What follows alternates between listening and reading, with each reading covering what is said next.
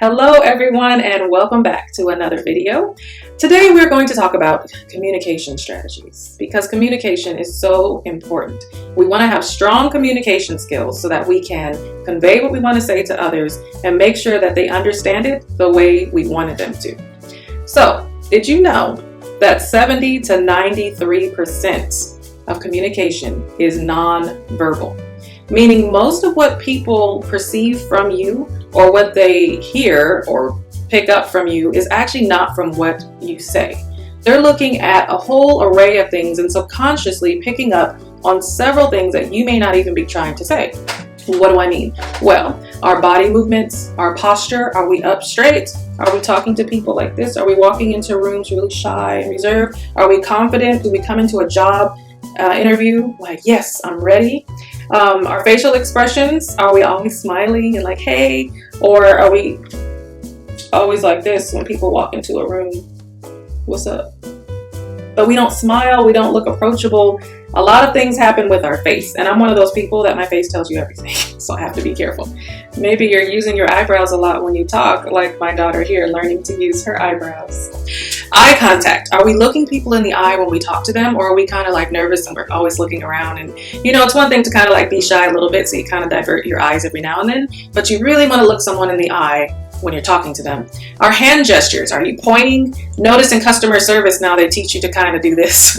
Like, yes, you need to go this way and you need to go that way instead of go this way, go that way, because it's less abrupt. Research has shown them that they should use their whole hand when directing which direction you should go. And next is tone of voice. Are you happy with your tone of voice? Or are you like, we done a video about communication and just watch? Like, you want your tone of voice to really convey the positivity or firmness if you're talking to your children. Sometimes you get that mommy voice, or you know, sometimes even with your spouse, you have to get the husband voice, and you're like, babe, go wash the dishes. You know, you just have to like change your tone for certain things so people know you mean business. Anyway, before we get into this whole video about communication and communication strategies, please head on over to my YouTube channel at youtube.com/c/drcara. That's Dr. Cara. Make sure you hit that subscribe button and like and share the videos. I'd really appreciate it. All right, let's get on into ways to improve communication. So, first, there are 3 objectives in this video. The first objective is about the building blocks of communication. So during this video, you're going to be able to describe 4 foundational components of communication. Next, you'll be able to describe 5 to 7 barriers to effective communication. What is making our communication not effective? Let's look at those barriers. And then finally, the fun part is we will look at strategies. So you're going to be able to describe 10 or more strategies to enhance communication. I'm sure you're excited to jump right into the content, so let's go ahead and get started with the 4 building blocks. The 4 building blocks can be summarized into the word CLAM. So if you haven't watched the memory video with strategies for memory, please go ahead and click over here or over here, wherever it pops up, and go ahead and watch the video about memory strategies that shows you different ways to help you remember information that you're reading or presenting. So for us, we're going to remember the word CLAM. Now, what does CLAM stand for? Because we're talking about communication. I'm so happy you asked. Let's look at each letter. First, we have context. Now, context stands for location, location, location. So you have this information that you want to tell, but where should you tell it? Now, I'm not just talking about teachers. I'm talking about people in general as well. So let's say you want to break up with your significant other. Where should you do this? This is the context. Should it be in a private place? Should it be in a public place where if they run off crying or screaming, they probably wouldn't if it's in a public place, so they might just, keep their feelings inside. But you need to pick the location of your information. You also need to keep the location in mind when you are presenting the information. So if you're teaching kindergarten children outside at the playground, make sure you're paying attention to the location so that you know what things you can use in that environment to help convey the information even better. The next one is L, and L stands for listening.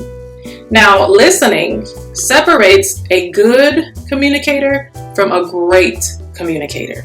When you have strong listening skills, People know that they can tell you what they need to say. You're going to actually listen and hear what they're saying before you give your response to the conversation. Now, make sure you're using your whole body when you listen to people. So you don't want to be like looking over here and like, oh, okay, yeah. You want to make sure that your whole body is facing that person. You're making good eye contact. You're nodding or shaking your head if you don't agree, or like making surprised faces. You're smiling, or you're like, oh no, they didn't. You're just making sure that you're truly listening with your whole body. Next, after L, we have A, and A stands for audience. So this is who you're talking to. What do you want them to think? How do you want them to feel? And what do you want them to do? So when you're talking to your audience, you have to make sure that you've really mapped out, what do you want them to think? What information are they taking from what you're saying? Then how do you want them to feel? After you talk to them, do you want them to be motivated? Do you want them to be charged up for action? Do you want them to be positive and happy? Or do you want them to be calm and relaxed? What is your purpose for this audience? What do you want them to feel? And then finally, what do you want them to do? Are they now going to go and be activists for this new issue that's going on? Are they now going to go and, learn how to clear their mind and be mindful? What do you want them to do? So you have to keep that in mind. And then finally, after A, we have M, and M stands for message. So how should the message be delivered? Now, back in the day, we did phone calls, or we actually met people in person to deliver our message. But now our message is usually literally a message, like a text message or a WhatsApp message, sometimes a DM. We don't really do a lot of actually calling on the phone unless it's an emergency, and we definitely don't talk a lot in person. So you have to make sure you consider the best way to convey your message. So that sums up CLAM. I'm going to show you all 4 letters again, just so that it's clear. C is for context, or location. L is for listening. Make sure you're using your whole body and fully paying attention to the person who's talking and listening to what they have to say. A is for audience. So what do you want the person or the people listening to you to think? How should they feel? And then what do you want them to do? And next we have message, which is for M. So how should you deliver this message? Should it be an email? Should it be a phone call, or in person? Those are the 4 building blocks for communication. So let's see, what do you remember? Hopefully you remember all of them. But can you describe 4 foundational components of communication? I'll give you a little second to think. Okay, your second's done. And here's a little visual reminder. Remember CLAM. Now, if you don't remember what each of those letters stand for, please rewind the video, go back, and look what C, L, A, and M stand for. I've also color-coded each of the letters to possibly remind your brain of what the word was based on the colors matching throughout. Now let's see. We're going to move into barriers. So these are the things that can hinder us from being effective communicators. It's very important to know the barriers so that we know which barriers we might need to work on personally, and we can also convey those barriers to others who we may be trying to be better communicators with. Perhaps you can spot some of the barriers that person has, and it can be an open communication talk so that you can work through breaking down those barriers. So let's go ahead and look at the barriers. There are 6 barriers that we're going to talk about here today. The first one is language or cultural barriers, emotional, perceptual, interpersonal, physical, and then gender barriers. So that's 6 different categories of barriers that we're going to go through. 6 categories. So first you remembered 4 building blocks of effective communication. Now we're going to go through 6 barriers that can stop effective communication. Here we go with the first one. The first one is language or culture. Now that's just like what it sounds. For language, first you need to know the same language as the other person. Then it's about expressions, buzzwords, jargon. There might be slang terms or different dialects that you don't quite understand, and so things can get lost in translation. Like if someone says, like for instance, my husband's from Texas, and anytime he goes and he has a conversation with someone, he comes back and he says, yeah, we just chopped it up and then we went and got a burger or something like that.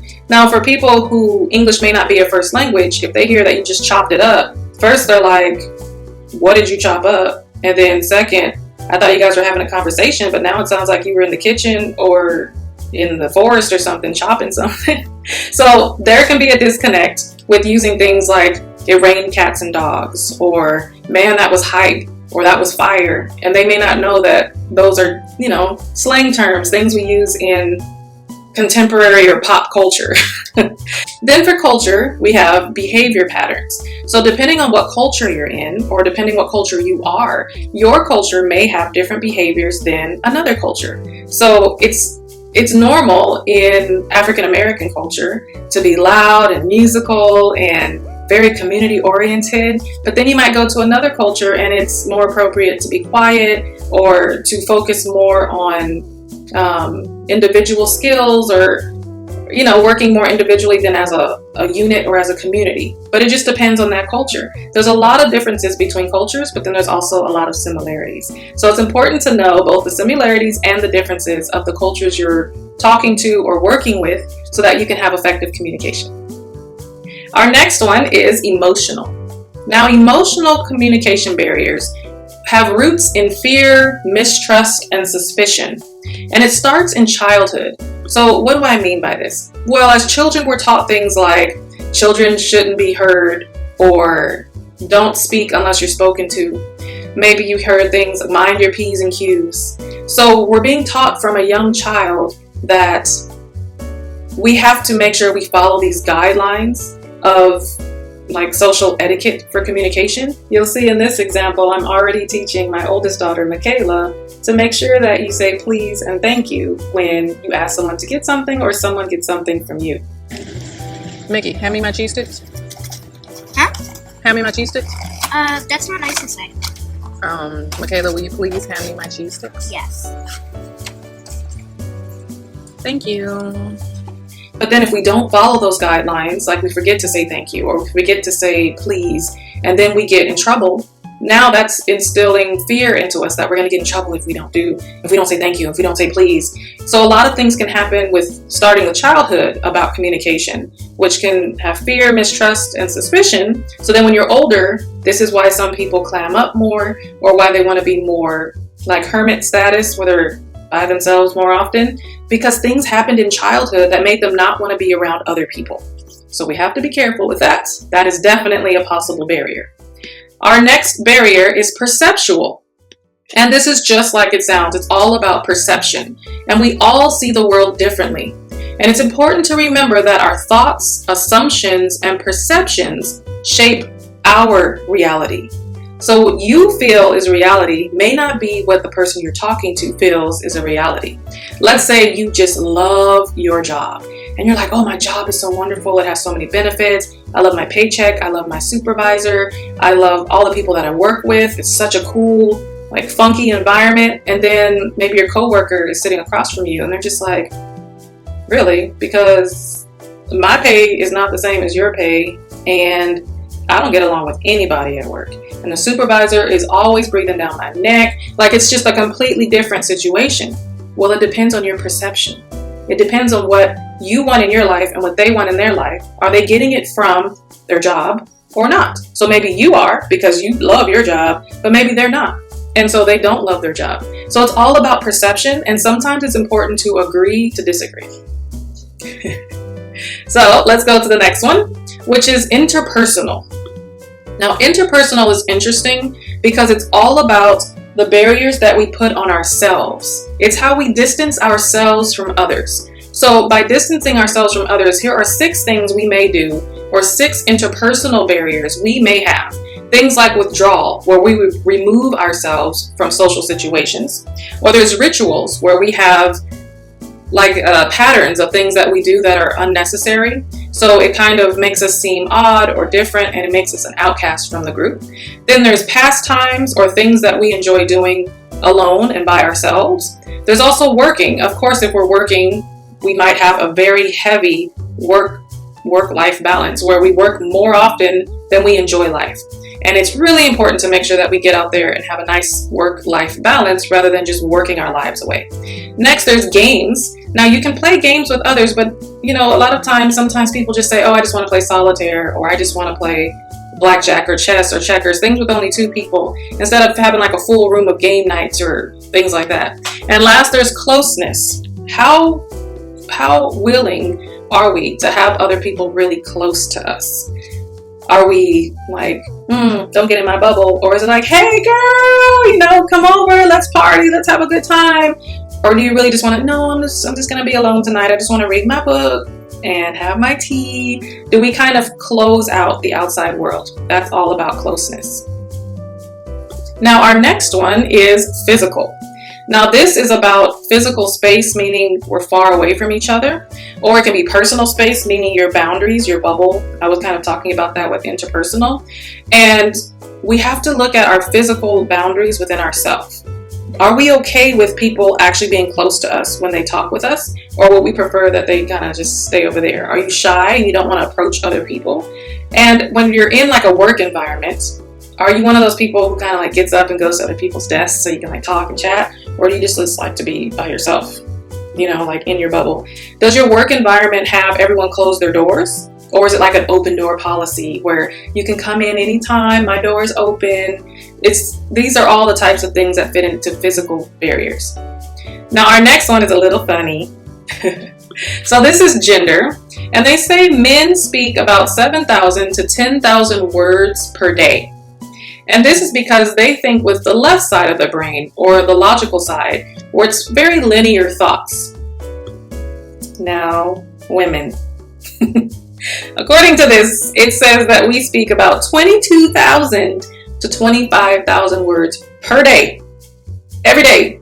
And that's because we think with both sides of our brain. We think with logical, which is on the left, logical linear thinking, but then we add in the right and we put the emotion in there. So we have a lot more to say because we add a lot more detail than our men counterparts. Now, for those who might be non-binary and you don't want to identify with man or woman, then you can kind of just look at, are you a very talkative person, or are you very linear and to the point? Or do you kind of like to indulge in what you say and kind of give all the detail and put your emotion in there and your thoughts and your opinions? And you can kind of go by that to see if you speak a lot during the day or you speak a little during the day. Now, 2 authors, I would have loved writing this book with them. 2 authors, Bill and Pam Farrell, wrote a book called Men Are Like Waffles, Women Are Like Spaghetti, Understanding and Delighting in Your Differences. Now, I haven't read this book, but I want to. So maybe I'll do another video about my review of this book. But I feel like it's pretty accurate. Like, men or logical thinkers are more like waffles, where you have your little squares and you know where everything goes because it fits into the squares. Whereas women, or those who think with both sides of the brain, we have a lot going on. We have this plate and everything is in the plates.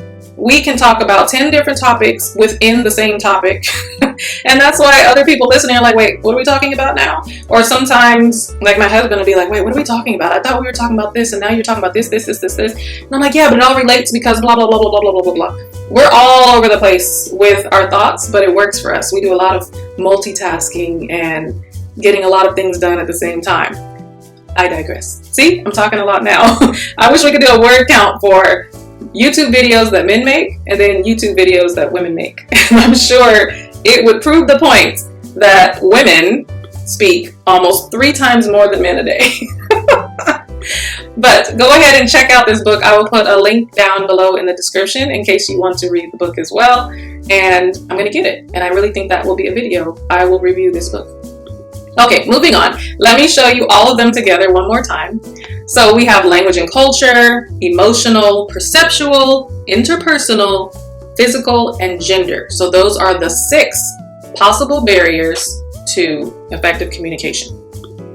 Now, of course, there can be more than 6 barriers, and language and communication could be separated to be 7. And I'm sure if you Google barriers to effective communication, you'll get some way more than 6. There might be like 13 or 20 or other ones, but I just went through 6 or 7 different barriers for communication. So, what do you remember? Am I effectively communicating with you?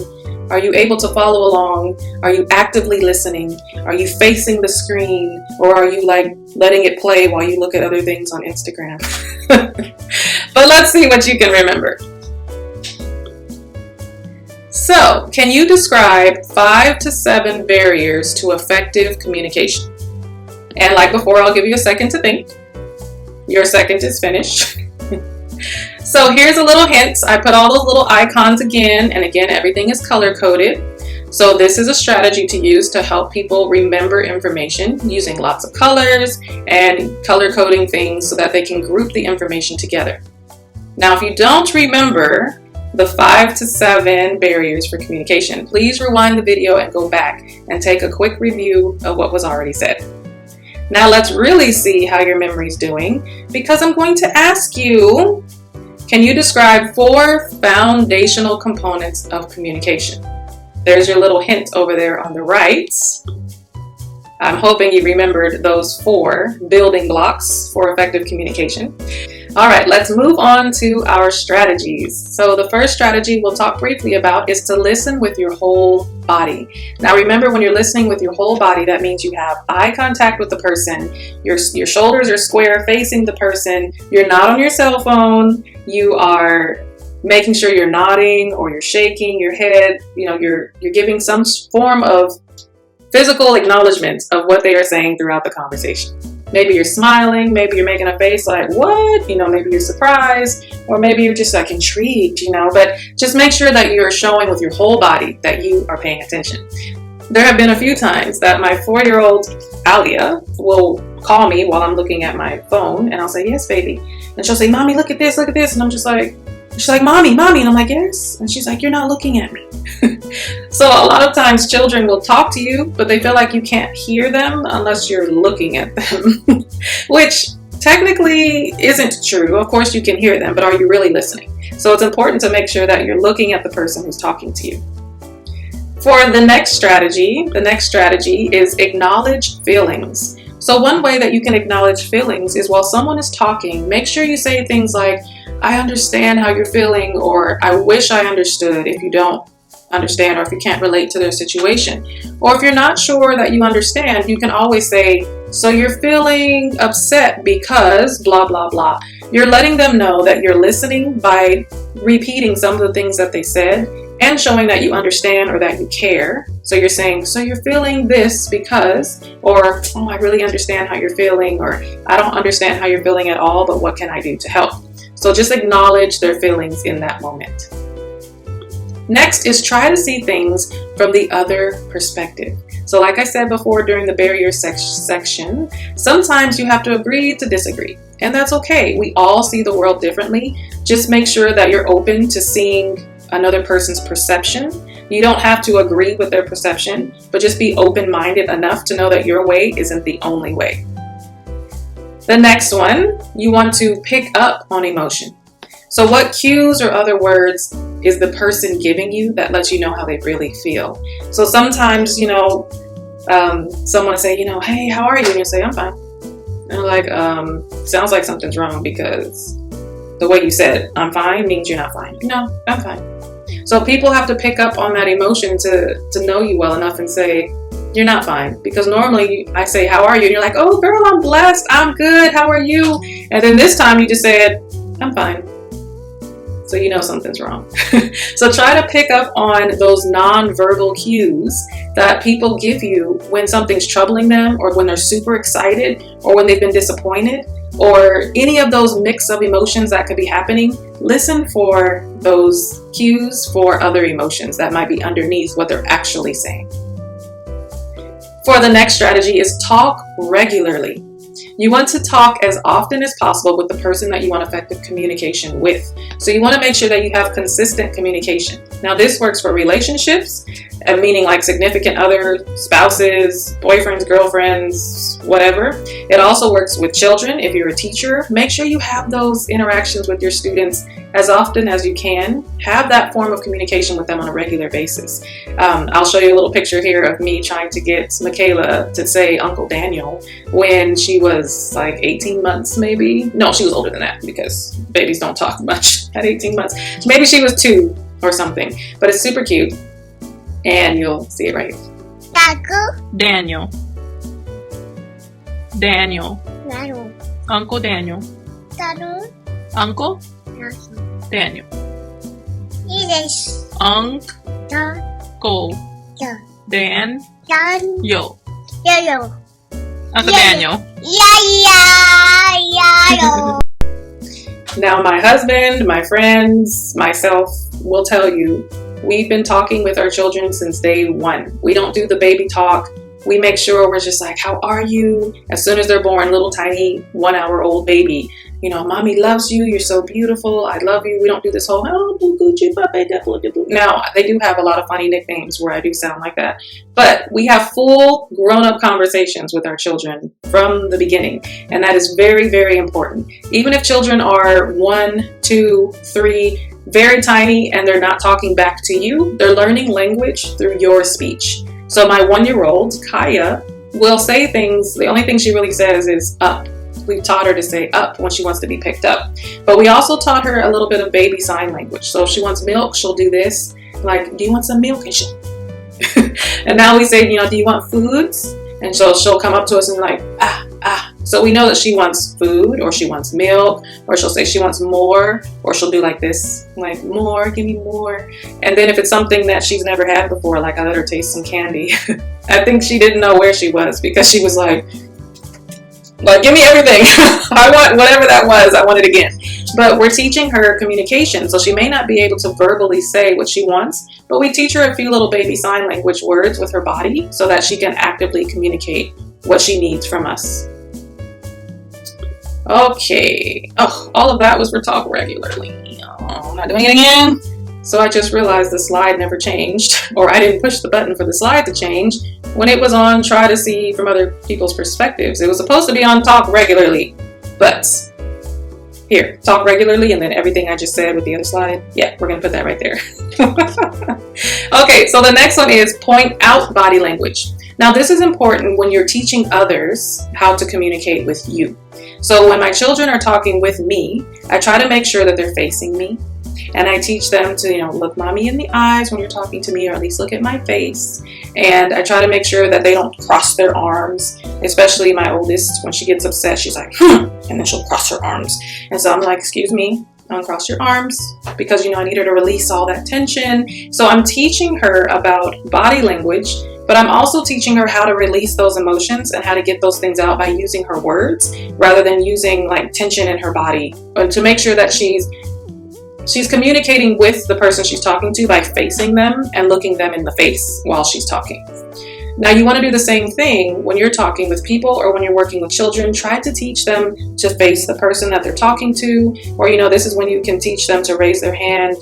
When it comes to body language, you can point out, you know, that a smile can really brighten someone's day. You can point out that smiles are contagious. If you go around smiling at other people, sometimes they'll smile back, and sometimes they're like, are you smiling at me? I don't know you. Or if you just wave at someone, they might wave back like, I don't know you. But just point out body language, because remember that 70 to 93% of communication is non-verbal. So body language is extremely important when you're trying to have effective communication.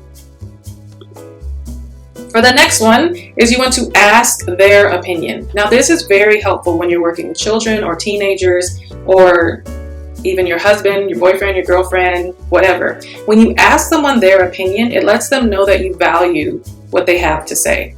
So anytime if I'm looking for like a new lipstick, or I'm trying to decide which pens to buy because I love colored pens, I have so many, then I ask Michaela, because she's my little artist, and so she'll say, Mommy, you should get these pens because when you write on the paper it looks like watercolors or whatever. But I have her help me with the stationery things that I like. And then I have Alia, or we call her Wubby, I have her help me with lipstick colors, because she's not really into like super girly things all the time, but for some reason she really likes helping me pick out like lipstick colors or like makeup items.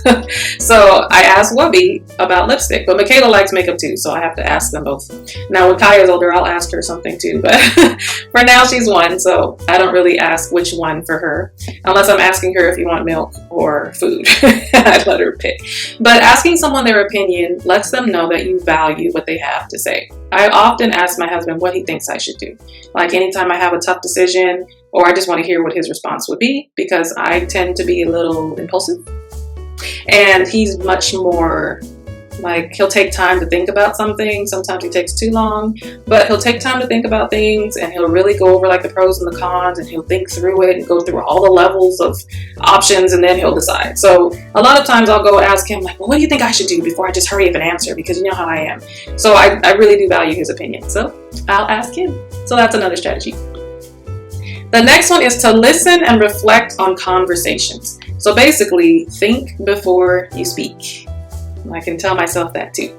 Especially in heated conversations, it's real quick to just pop off at the mouth, or to say things quickly that you can't take back. So just remember that words can hurt others, and they can be extremely painful, and even words written down. So if you are being an internet troll and you are cyberbullying other people, that's just as harmful as physically in person saying these things to someone. So you want to make sure that you're listening to whoever you're talking to, or listening to the person who's giving a speech or a lecture or whatever. Then reflect on what they've said before you just jump off and make assumptions, before you just say something that you might regret and that maybe shouldn't be said. So make sure you listen and reflect. So this next strategy is to delay correction. Now, one thing that comes to my mind when I first saw this strategy was my father and my mother were very big on having proper English when we would speak. So when I was old enough to be corrected when I was speaking, I would say something like, hey Dad, me and my friends went to, and he would just cut me off. And he would say, you and your what? I say, me and my friends would, what? Me and my friends, and he would just keep stopping me until I said, my friends and I went to the movies, and then he would let me finish the story. Now you can imagine how annoying this was, because you're so excited, or you're so disappointed, or you're so upset, or you're so sad, or whatever the situation was. And my dad would do this every single time. He would stop me and make sure that I corrected what I was saying before I could continue with the story. So, moral of the story, delay correction. Let them finish the statement. Let them finish the story before you try to correct what they're saying. And make sure you get all of the information. So it might not be a grammatical issue. It might be that they said something wrong that happened in a story that they're retelling. Well, let them finish that part and then be like, I don't think that they were wearing those blue shoes. They were wearing the red ones, and that's important because blah, blah, blah, blah, blah. Oh, yeah, you're right. They were wearing the red ones. But let them finish that statement before you just jump in and correct what they had to say. Okay, another very important one. You want to avoid shaming. For a while, and I don't know how this got traction, but for a while, you would see parents who were showing publicly how they were disciplining their children. And it's humiliating for the child, and it's a form of shaming them. We don't want to publicly shame anyone because that can be extremely detrimental to mental health and for their future, because things on the internet don't go away. So you have to be very careful with what you choose to share with the entire world and put on the internet. But also, if it's not on the internet, you want to avoid shaming, because shaming can just be so detrimental to someone's well-being and their self-worth. So focus on the behavior, work on correcting the behavior, but don't shame the person. Now this one will be in the writing video, which is coming up next. I will put a link at the end of the video so that you can head on over to watch the video about writing, but keep a journal. Now, how does this help communication? Wouldn't that just be in the writing video? Nope, it's not just in the writing video, because journal writing is extremely effective for a lot of things. And one thing is communication. Sometimes when we need to think and reflect before we say things, you want to just get out all these nasty things you want to say, or all these amazing things that you want to tell someone, and you don't want to forget anything. So write it down first. Write it in a journal. Now, by a journal, it doesn't have to be something that's like a diary or something that you write in every single day. But when you have these moments that you want to really express yourself, write it down so that you can go back over it and make sure you didn't miss anything, or go back over it and edit for a few phrases that maybe shouldn't be in there because there's a better way to say something. But writing in a journal can just help you record your thoughts and your feelings. And if you do it on a regular basis, you can go back and you can see cycles in your life of things that you've repeated and the choices you decided to make with those repeated issues and problems. And you might see that you keep making the same decision, which might be why it keeps coming back up. But that's another video. For now, just work on keeping a journal so that you can focus on what you should actually say when you're communicating to that person. Now, another thing is to have fun conversations. This one's probably my favorite, and I'm going to show a video of my girls doing a rap improv. I'm not sure what they were saying or anything, but it was just a fun way to communicate. Let me show you that video now.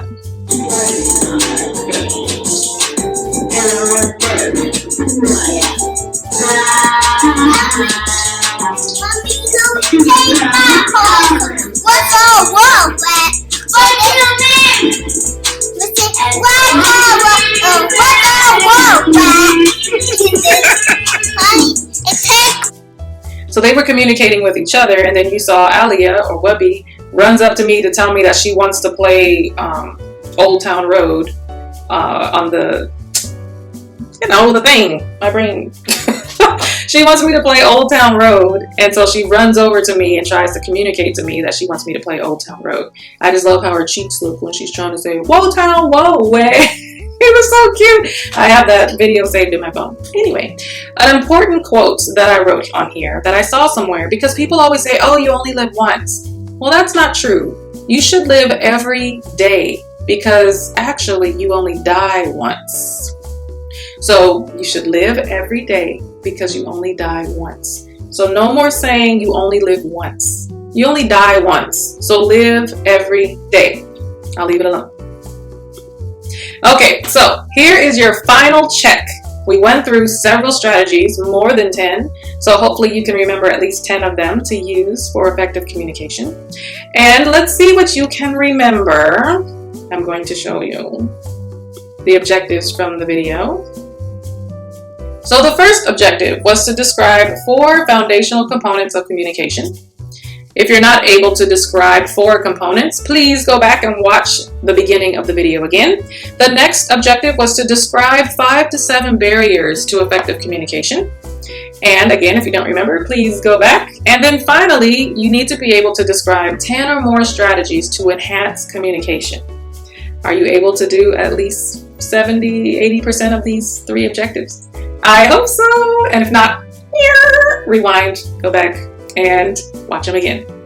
So I would like to say thank you very much for watching this video about communication strategies. Make sure that you like and subscribe the channel. Give me a thumbs up, and I thank you so much for watching this video. If you have any comments or suggestions, please put them down in the comments box below, and I'll see you next time.